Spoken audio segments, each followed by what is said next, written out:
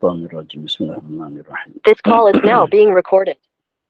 الحمد لله رب العالمين والصلاة والسلام على أشرف الأنبياء والمرسلين وعلى آله وصحبه أجمعين سبحانك لا علم لنا إلا ما علمتنا إنك أنت العليم الحكيم وتب علينا إنك أنت التواب الرحيم رب زدنا من نافعا وفهما مستقيما وهداية الرسول لا حول ولا قوة إلا بالله اللهم أننا من نعرف بك ونعرف بك وإلهم الملائكة المقربين واخرجنا من ظلمات الوحي وافتح علينا أبواب رحمتك وعلمنا أسرار حكمتك يا رب العالمين رب اشرح لنا صدرنا ويسر لنا واحلل عقدة من لساننا ونفقهوا قال الشيخ المصلي تعالى نفعنا بأمه في الدار والنعم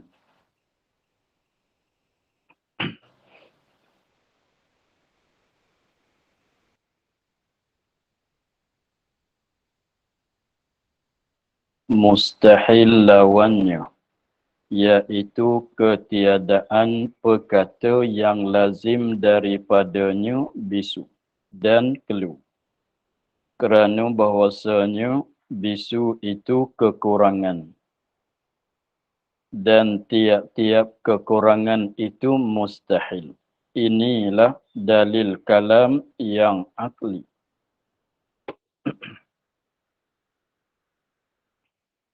Mustahil lawannya yaitu ketiadaan perkata. Yaitu lawannya, lawan bagi sifat perkata, ketiadaan perkata. Tak ada sifat perkata, tak ada sifat kalam. Yang lazim daripadanya, lazim daripada ketiadaan perkata.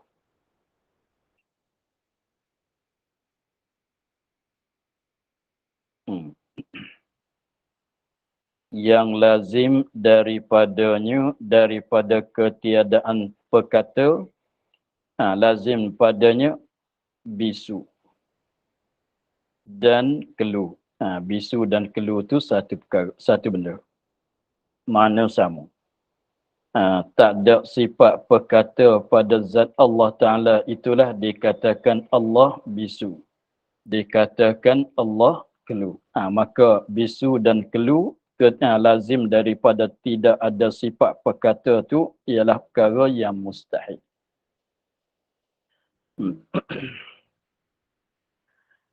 Kerana bahawasanya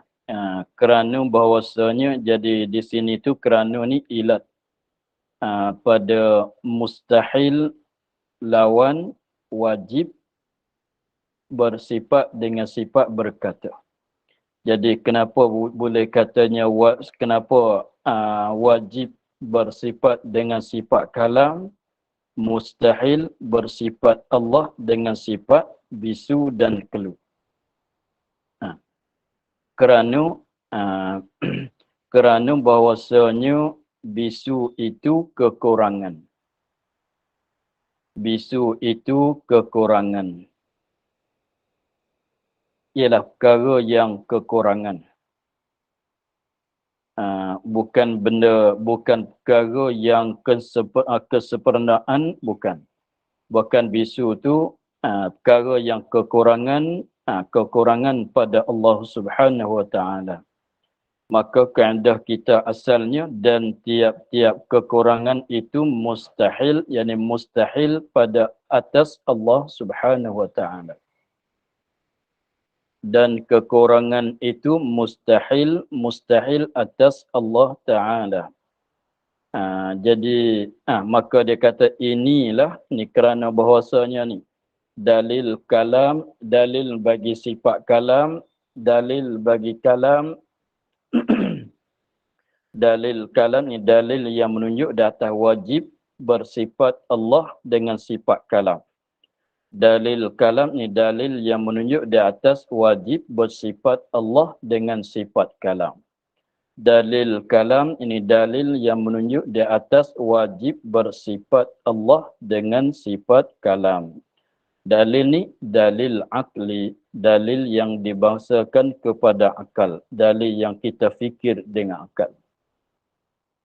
Dalil yang kita fikir dengan akal kita, kita nampaknya begitu. Sebab bisu ni setengah daripada perkara yang kekurangan. Maka setiap-tiap kekurangan itu mustahil pada Allah Subhanahu Wa Taala. Sebab wajib bagi Allah bersifat dengan segala sifat kesempurnaan. Mustahil bersifat dengan mana-mana sifat yang menunjuk di atas kekurangan pada zat dia, maka itu adalah mustahil. Maka bisu ni kekurangan. Kalau begitu mustahil. Itu senang saja dalilnya. Maka itu dalil akli yang kita kira dengan akal.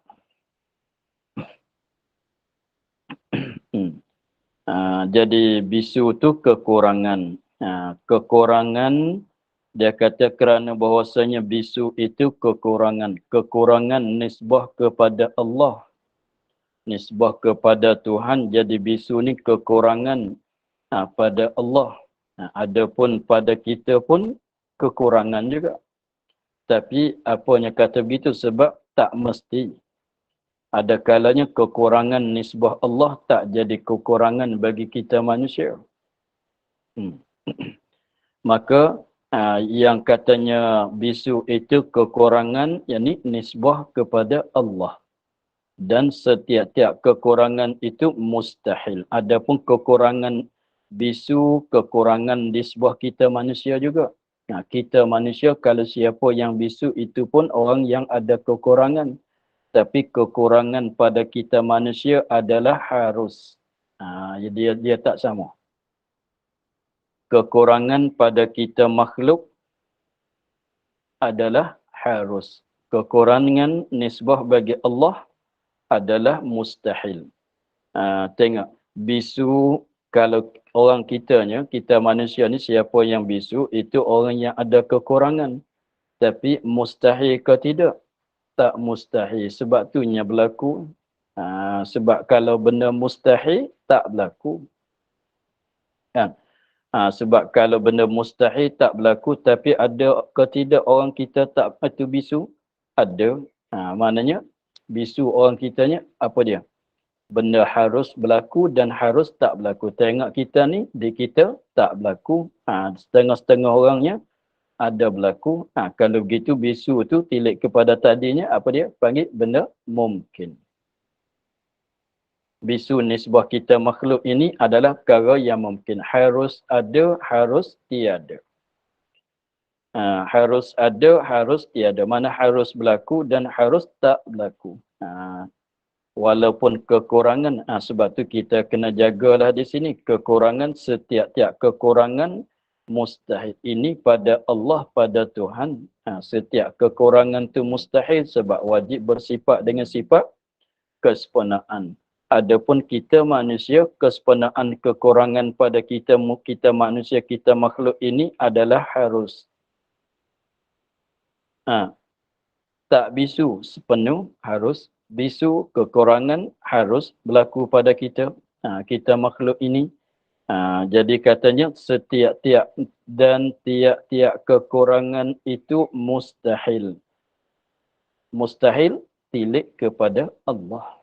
Nisbah bagi Allah. Adapun kekurangan pada kita makhluk tak jadi tak jadi mustahil. Kekurangan tu ada tapi tak mustahil. Bahkan kekurangan pada kita makhluk ini adalah harus. Begitulah.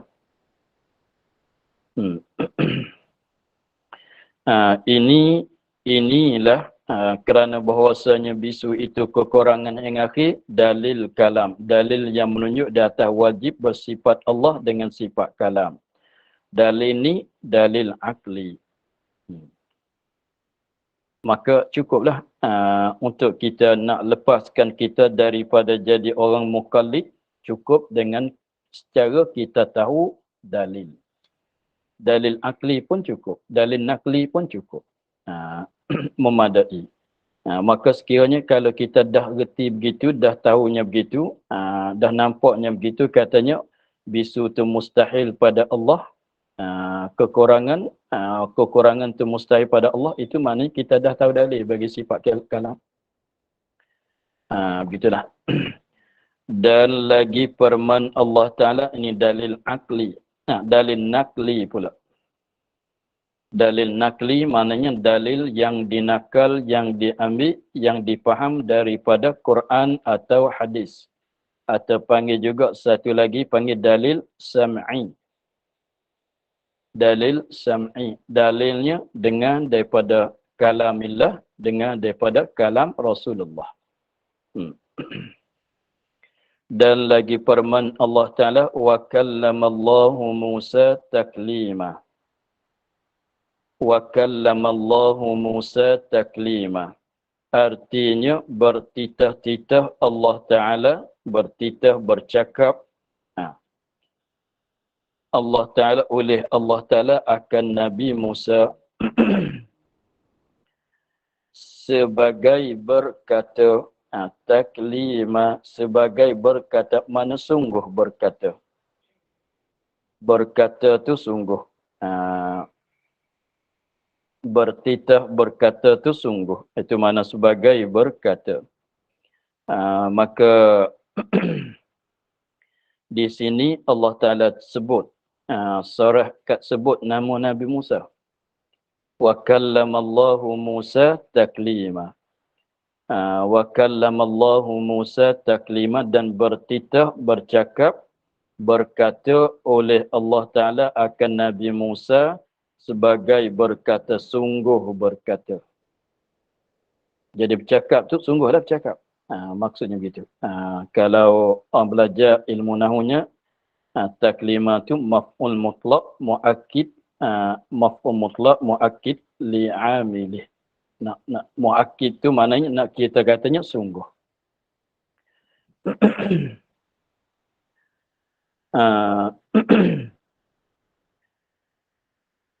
Tapi kalau orang tanya kenapa sebut Nabi Musa, tak sebut nama Nabi Muhammad?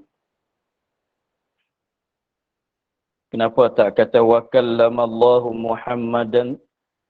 Padahalnya Allah Ta'ala ada bercakap juga dengan Nabi Muhammad pada malam Mi'raj. Pada ketika terima fardu salat. Pada ketika terima fardu salat, Allah Ta'ala ada bercakap juga dengan Nabi Muhammad sallallahu alaihi wasallam. Maka jawab ulama katanya, pasal sebut, tak cerita pasal dia cakap dengan Nabi Muhammad. Allah Ta'ala sebut pasal bercakap dengan Nabi Musa sebab ada berlaku beberapa kali.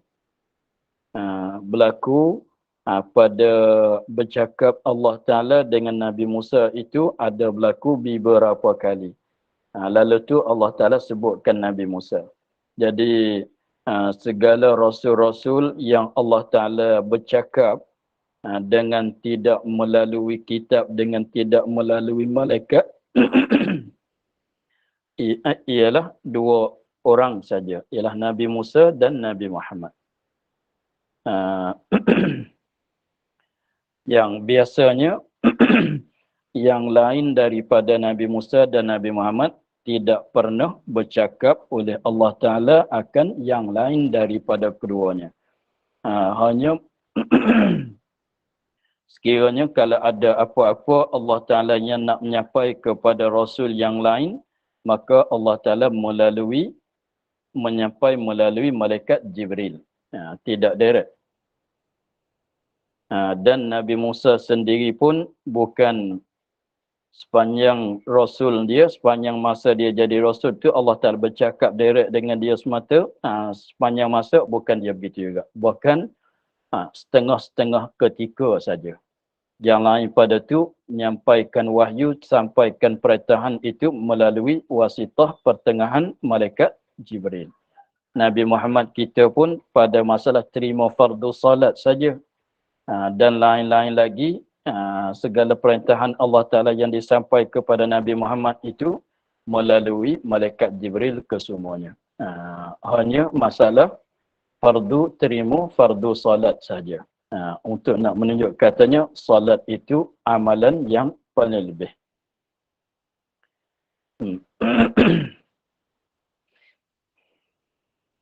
Maka di sini kita berdalil di atas ada sifat kalam Allah Ta'ala tu dengan ayat katanya wa kallamallahu Musa taklima. Makna dianya artinya bertitah Allah Ta'ala bercakap, berkata oleh Allah Ta'ala akan Nabi Musa sebagai berkata. Maka memanglah pada ayat ini tidak zahir, tidak cakap betul-betul kata Allah bersifat dengan sifat kalam. Tetapi dia katanya wa kallama fa'il, mana bercakap oleh Allah. Maka kita fikir bahawasanya tak boleh nak bercakap kalau tidak ada sifat kalam. Begitu. Kalau dia macam kita lah. Kita lah kalau katanya saya dah cakap dengan Zaid, maknanya tak mesti kata saya tak bisu. Tak mesti kata begitu. Kalau kita kata saya dah cakap dengan Zaid, kau tak bisu, dah tahu kan. Saya dah dengar azan, mana engkau ada sifat pendengar, dah fahamnya begitu. Jadi maknanya kalam Allah telah bercakap, telah bertitah Allah Ta'ala akan Nabi Musa. Maknanya Allah Ta'ala kalau tidak ada sifat kalam, tak boleh kalamah. Begitu. Tak boleh kalamah. Tak boleh bercakap, tak boleh bertitah. Artinya memberi ketahui. Ini tafsir murad bagi bertitah Allah. Artinya apa murad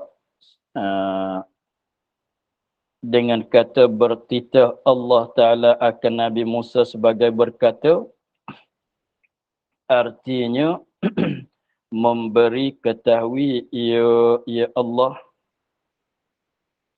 akan Nabi Musa dengan kalamnya, dengan sifat kalam dia. Dengan kalamnya, dengan sifat kalam dia, sifat perkata lah, dengan kalamnya, dengan sifat kalamnya, memberi ketahui itu dengan sifat kalamnya yang qadim. Memanglah sifat kalam Allah Ta'ala qadim. Memberi ketahui dengan bahawa bertitah. Dengan bahawa bertitah. Bercakaplah. Dengan bahawa bertitah, bercakap, berkata akan Nabi Musa. Maknanya Allah Ta'ala beritahu kepada Nabi Musa dengan secara dia bercakap. Dengan maknanya Allah Ta'ala beritahu kepada Nabi Musa. Lepas beritahu fasa apa tu, tu serahlah. Kemudian beritahu tu dengan bahawa bercakapkan dia. Akan titahan yang boleh bertitah, bercakap, akan titahan, akan cakapan yang boleh ia, yang dapat, yang boleh, yang dapat ia, ya Nabi Musa fahamkan, boleh faham daripadanya,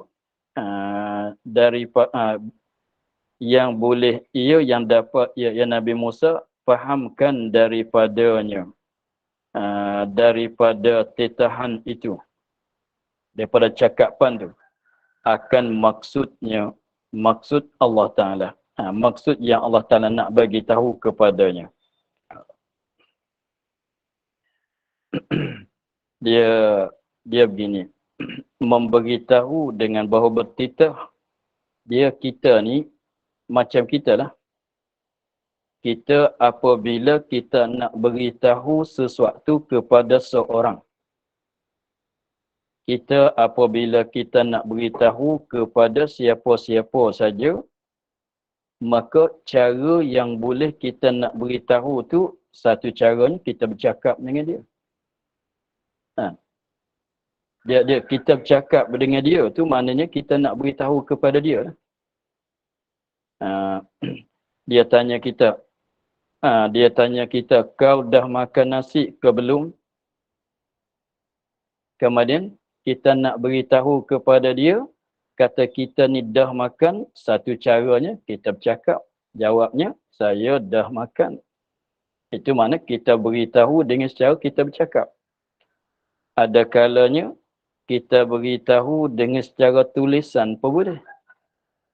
Kan?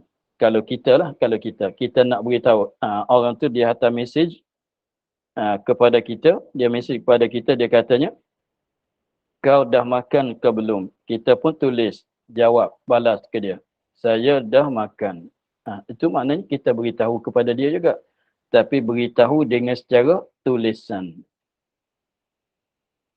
Ada kalanya, dia tanya, kau dah makan ke belum? Kita tak tulis, kita tak kata. Tapi hangguk kepalanya. Maka itu pun kita beritahu juga. Tetapi dengan secara isyarat dengan kepala. Gitu. Jadi maknanya, nak beritahu apa-apa saja kepada yang lain dengan beberapa cara. Kita ni lah, kita manusia. Dengan cara kita bercakap dengan dia, dengan cara kita tulis perkataan kepada dia, dengan cara kita buat isyarat kepada dia. Tengok kita apabila kita di atas tembok, kita drive motor kereta, masalah polis. Polis dia nak beritahu kepada kita supaya kita berhenti. Dia tak cakap, cuma dia buat begitu dengan tangan. Itu mana dia beritahu kepada kita, katanya berhenti. Tapi beritahu dengan cara cakap. Dia sebab nak cakap tak boleh, tak dengar. Lalu tu dia buat, pakai sarung tangan putih, dia buat begitu. Kalau dia nak beritahu kepada kita pergi, dia buat begitu. Dia buat begitu. Itu maknanya dia beritahu kepada kita. Tapi beritahu dengan secara buat isyarat dengan tangan. Maka begitulah.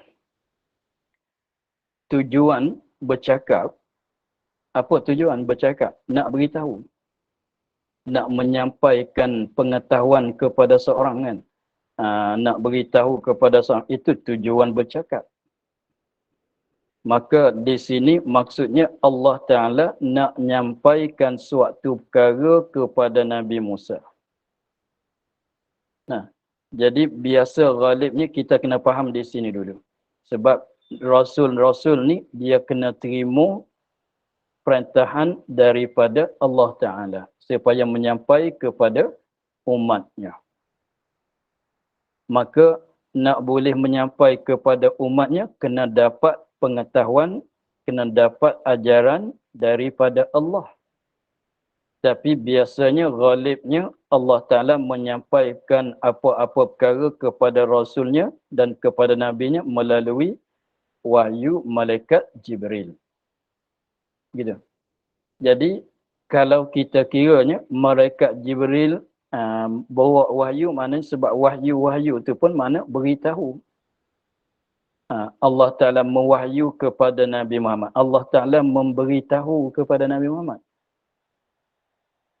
Beritahu kata wajib itu wajib, ini haram itu haram, ini sunat itu sunat ni, hingga seterusnya. Maka biasa adat-adat ghalib-ghalibnya ialah memanglah. Sebab kita manusia, walaupun Rasul sekalipun, kalau Allah Ta'ala tak beritahu, tak tahu. Kan? Kalau Allah Ta'ala tak beritahu dengan apa-apa perkara, maka tak tahu. Sebab asal manusia ni asal bukan bersifat dengan ilmu sedia kala. Maka Rasul sekalipun tahunya begitu, tahunya begini, Nabi Muhammad ikut tanya, dia boleh jawab ke semuanya, tahu benda tu, tahu benda ni. Daripada mana? Daripada diberi mengetahuikan dia oleh Allah Ta'ala. Tapi ghalibnya ialah melalui Jibril alaihi salam. Allah Ta'ala nak beri ilmu, nak beri tahu pada Nabi, tak kiralah Nabi mana-mana, melalui Jibril alaihi salam. Tetapi Nabi Musa pada suatu kalinya, Nabi Muhammad pada malam Mi'rajnya, Allah Ta'ala beritahu kepada dia dengan suatu hukum, dengan tidak melalui malaikat Jibril. Direct. Itulah. Sebab tu dia katanya artinya memberi ketahui. Memberi ketahui. Kenapa kata memberi ketahui? Macam tadi lah. Kalau orang tanya kita makan nasi dah belum, kita kena beritahu kepada dia jawapan kan. Tapi apabila kita nak jawab dengan kata pun boleh, dengan tulisan pun boleh, dengan isyarat pun boleh. Begitu. Maka di sini dia katanya memberi ketahui ya Allah akan Nabi Musa. Memberi ketahui itu dengan kalamnya yang qadim. Dengan sifat kalamnya yang qadim. Kemudian memberi ketahui dengan sifat kalamnya yang qadim dengan bahawa bertetah. Yani dengan secara memberi ketahui dengan secara bertetah. Memberi ketahui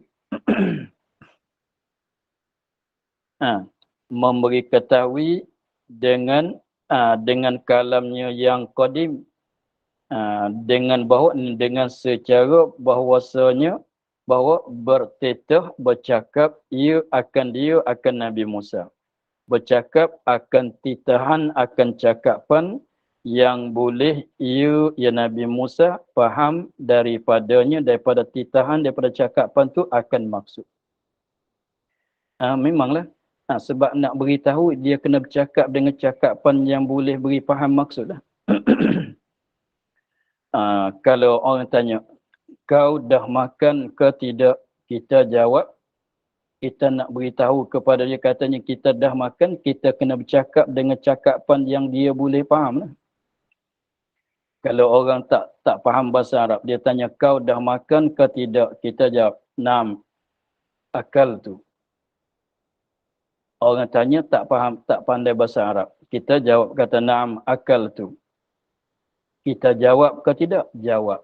Jawab dengan perkataan ke tidak? Jawab dengan kataan. Tapi orang dengar tak faham maksud. Tak jadi mengetahui lah.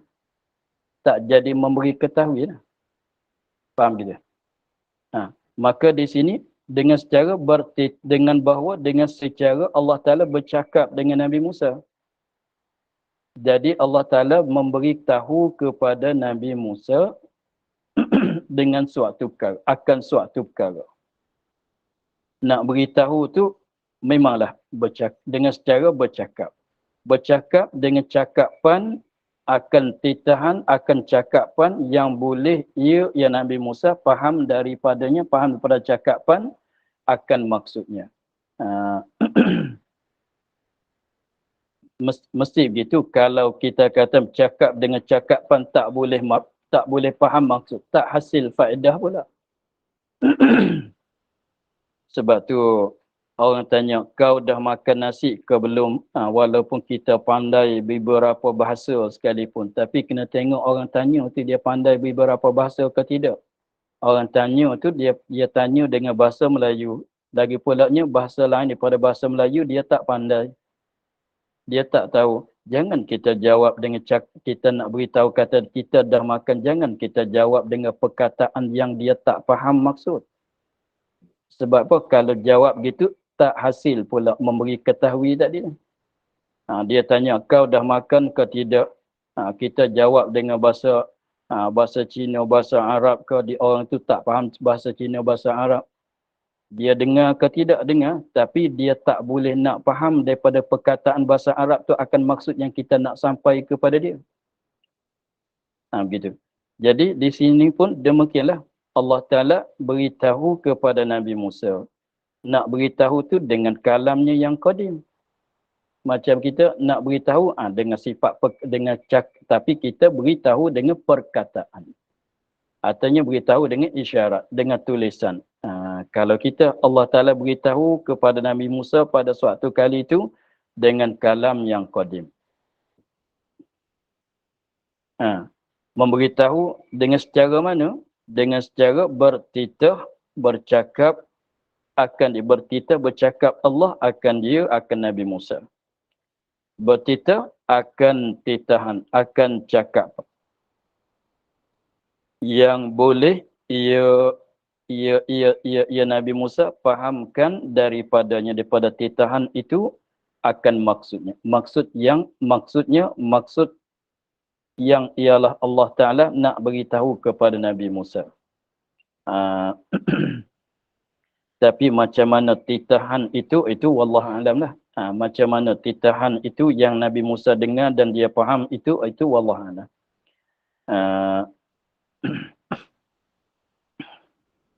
Inilah makna, inilah memberi ketahui tadi. Inilah yang memberi ketahui makna kata mereka itu ulama. Makna bagi perkataan mereka itu, perkataan ulama, membukakan hijab dan memperdengarkan kalamnya yang qadim. Itu huraian tadilah makna ulama katanya Allah Ta'ala membukakan hijab.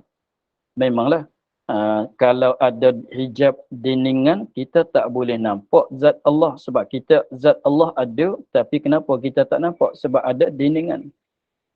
Maka nak bagi dengar, nak bagi nampak, memanglah kena buka hijab. Begitu. Dan memperdengarkan kalamnya yang qadim. Dan memberi dengar akan kalamnya, akan sifat kalamnya yang qadim. Apabila dengar tu, dia faham maksud.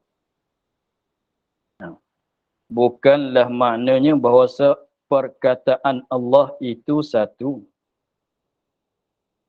Ia memberi dengar akan kalamnya yang qadim. Bukan maknanya bahawa perkataan Allah itu satu. Maka memperdengarkan dia akan perkataan yang satu akan Nabi Musa dan akan Nabi kita Nabi Muhammad. Bukan maksud begitu.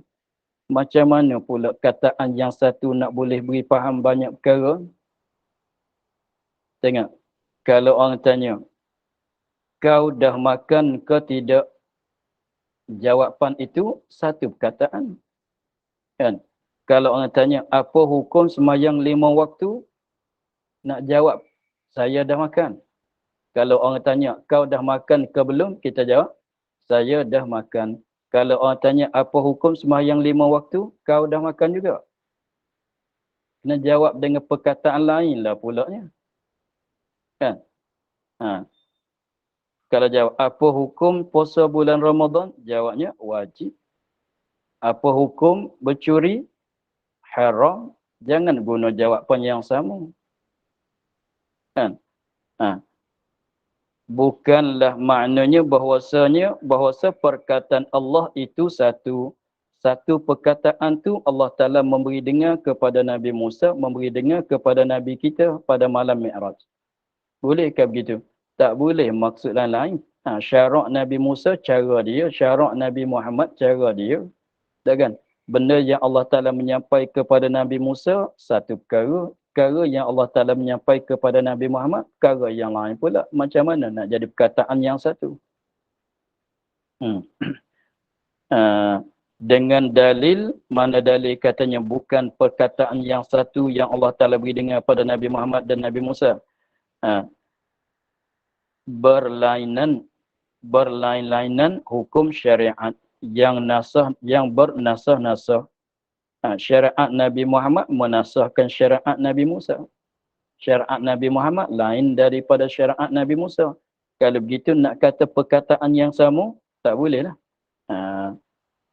Dengan dalil berulang-ulang menggugur Allah Ta'ala daripada Nabi kita dan umatnya akan fardu sembahyang pada malam Mi'raj. Dengan dalilnya, tengok ada bernasah. Tengok.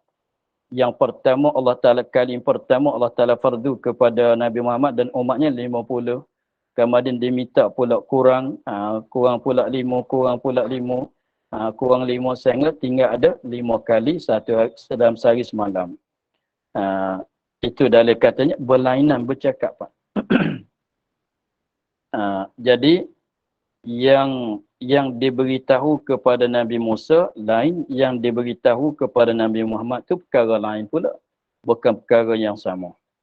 Begitulah.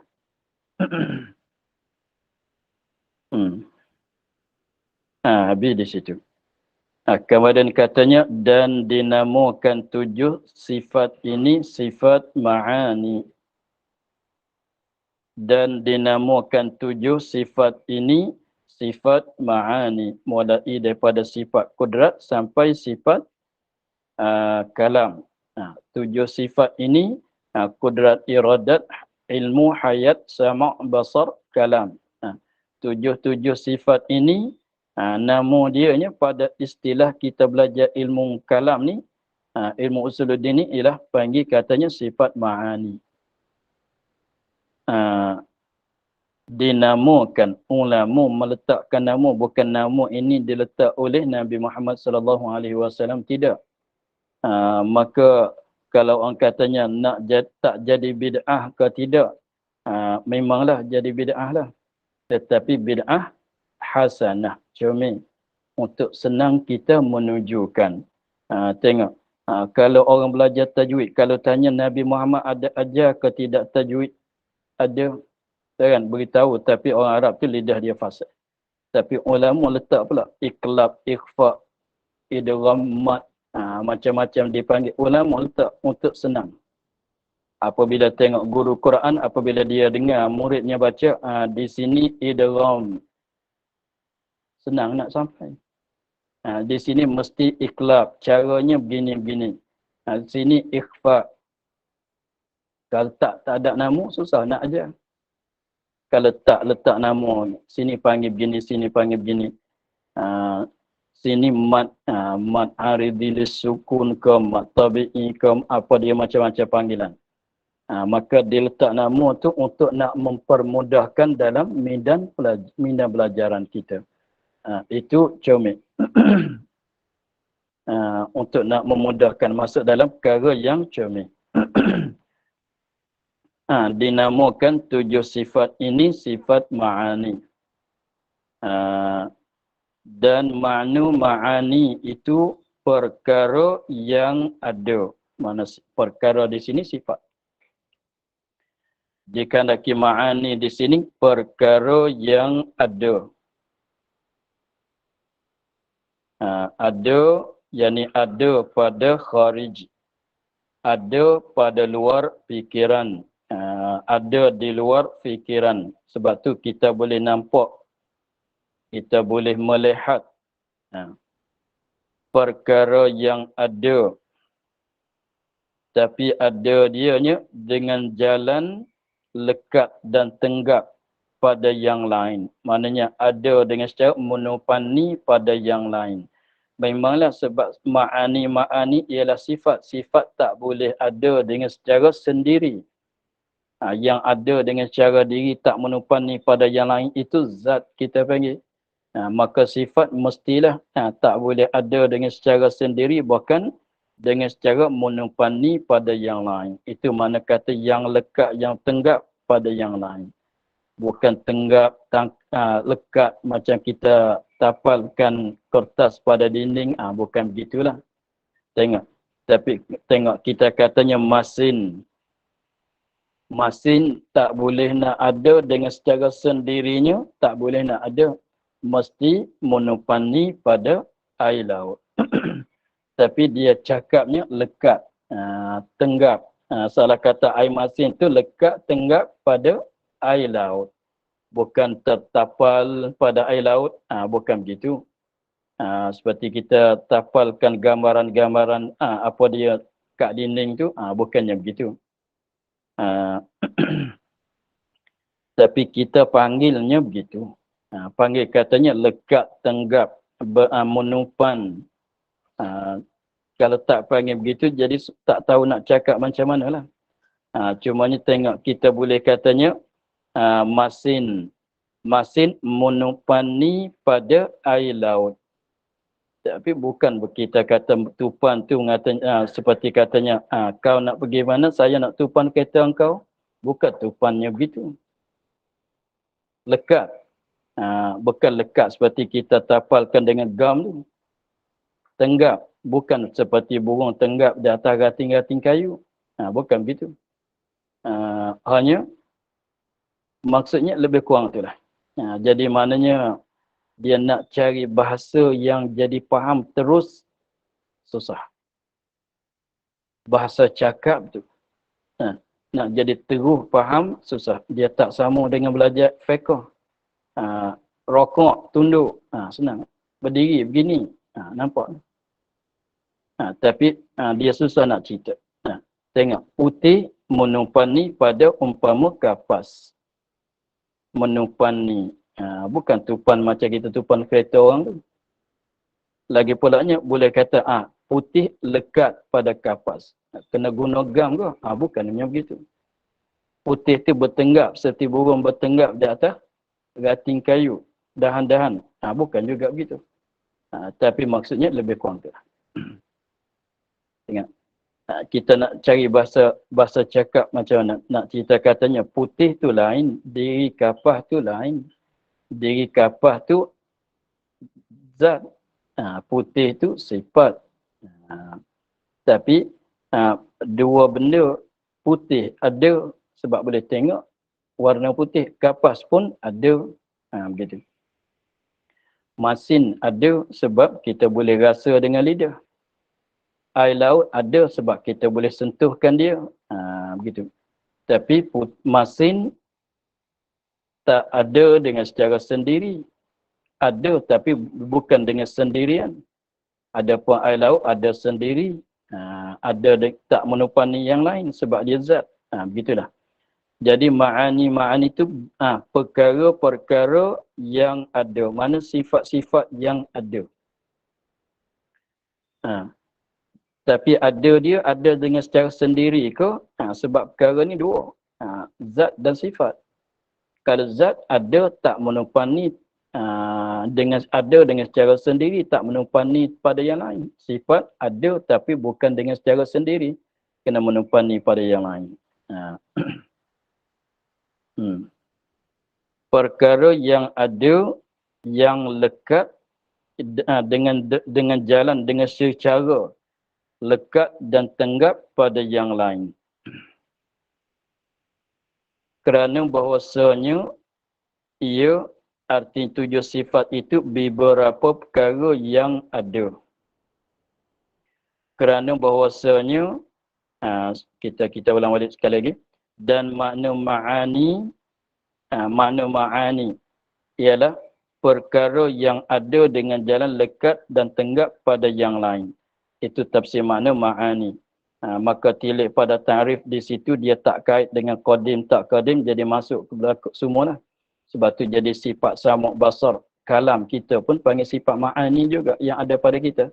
Sifat pelihat, sifat pendengar, yang apa-apa yang sifat apa dia yang ada pada kita tu, maka sifat ma'ani juga. Sifat pendengar, sifat pelihat, sifat perkata, itu pun sifat ma'ani juga.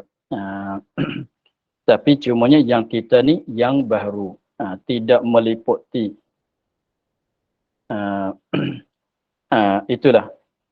Jadi maknanya perkara-perkara yang ada dengan jalan, perkara-perkara yang ada, yang ni ada pada kharij. Ada di luar fikiran. Sebab tu sifat kalam, sifat ma'ani Allah kita boleh tengok, boleh nampak, boleh melihat sekiranya kalau Allah Ta'ala bukakan hijab. Tapi ada dia bukan dengan secara sendiri. Mesti kena menumpani pada yang lain. Tapi kita kena jaga. Ada sendiri, dia ada dua makna. Ada sendiri makna tak kena jadi. Tak dijadi oleh yang lain. Ada sendiri makna tak menumpani pada zat. Seperti huraian sifat qiyamuhu ta'ala binafsi. Jadi maknanya ada sendiri sini maknanya tak menumpani pada zat. Kalau tak ada dengan cara sendiri, maknanya kena menumpani pada zat. Maksudnya begitu. Bukan sendiri tak kena jadi, bukan maksudnya begitu. Itu satu lagi. Begitulah. Jadi maknanya katanya perkara yang ada. Kalau kata perkara yang ada dengan jalan tak menumpani pada yang lain, itu zat. Faham bila? Dia perkara yang ada ni dua. Kalau ada dia dengan jalan tidak lekat, tidak bertenggap pada yang lain, dengan tidak menumpani pada yang lain, itu zat. Faham gitu? Kalau perkara yang ada dengan jalan menupan yang lain dengan secara lekat dan tenggak pada yang lain, itulah sifat ma'ani. Faham gitu? Ha. Tengok kalau yang makhluk ini, tengok air laut. Masal garam masal. Garam tu perkara yang ada garam. Atau air laut, perkara yang ada. Tapi ada dia tak menumpani pada yang lain.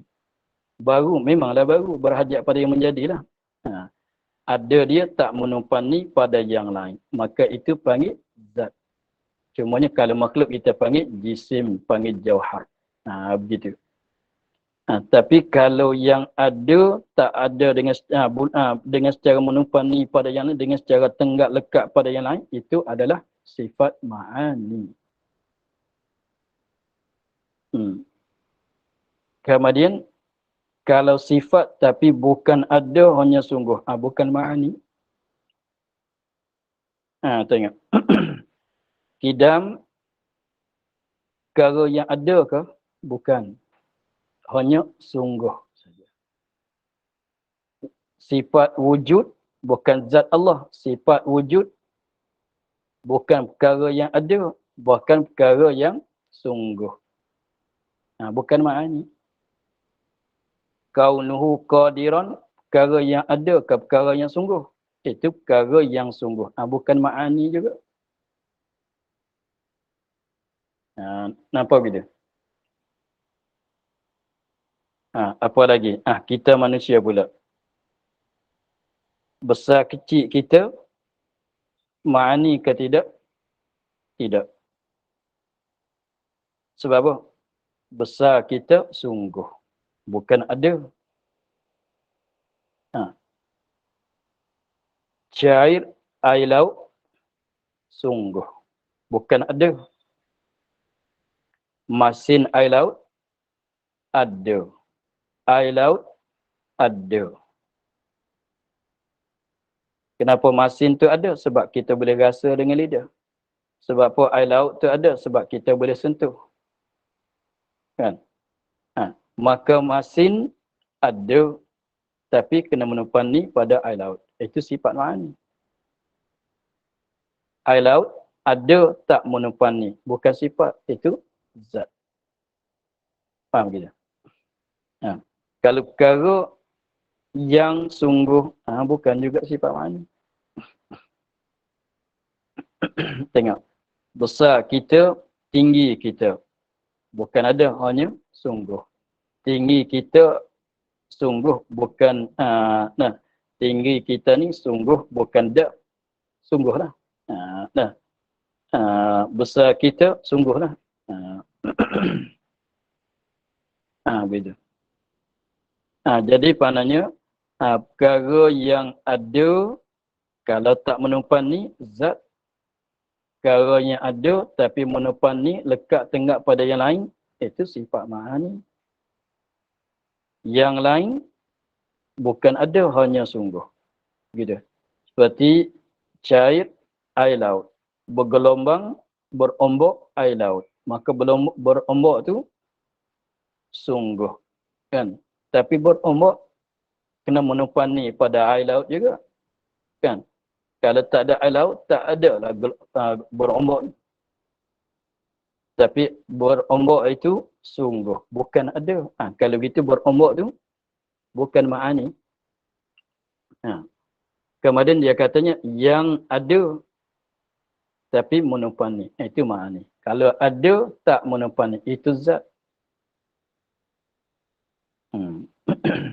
Jadi katanya perkara yang ada untuk nak keluar perkara yang sungguh. Kan? Dia katanya perkara yang ada untuk nak keluar perkara yang sungguh. Yang ada dia tu ada dengan jalan melekat. Ini nak keluar zat. Sebab zat ada juga tapi dengan secara sendiri. Begitu.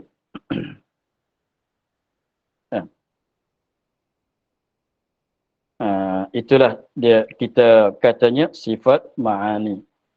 Jadi ada tapi menumpani, itu sifat ma'ani. Ada tak menumpani, itu zat. Jadi berbeza antara zat dengan sifat ma'ani di mananya?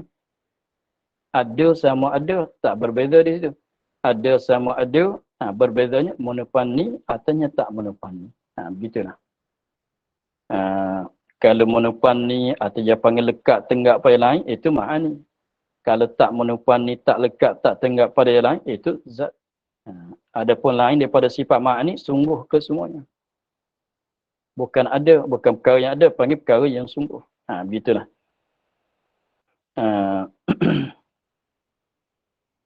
Maka nampaknya kita akhir di situ dulu. Sifat makna bagi sifat ma'ani kita dah hurai. Maka tapi minggu depan tu kita akan ulang